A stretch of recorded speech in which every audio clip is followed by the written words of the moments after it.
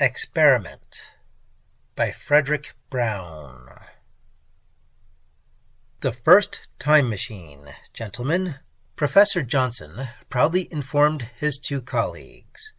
True, it is a small-scale experimental model. It will operate only on objects weighing less than 3 pounds 5 ounces and for distances into the past and future of 12 minutes or less. But it works. The small-scale model looked like a small scale, a postage scale, except for 2 dials in the part under the platform. Professor Johnson held up a small metal cube. Our experimental object, he said, is a brass cube weighing 1 pound, 2.3 ounces. First, I shall send it 5 minutes into the future.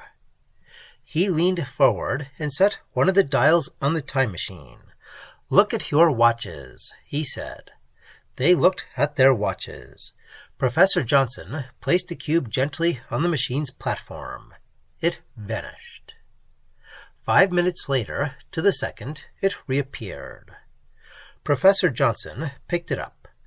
Now, 5 minutes into the past. He set the other dial. Holding the cube in his hand, he looked at his watch. It is 6 minutes before 3 o'clock. I shall now activate the mechanism by placing the cube on the platform at exactly 3 o'clock. Therefore, the cube should, at 5 minutes before 3, vanish from my hand and appear on the platform 5 minutes before I place it there. "How can you place it there then?" asked one of his colleagues. "It will, as my hand approaches, vanish from the platform and appear in my hand to be placed there.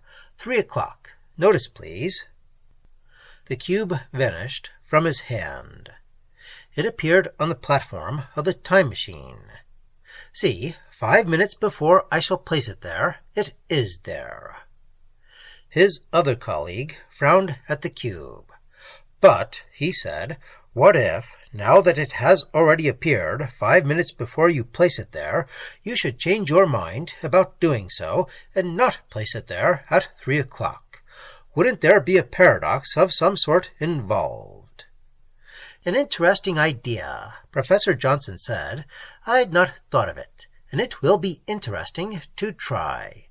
Very well, I shall not." There was no paradox at all.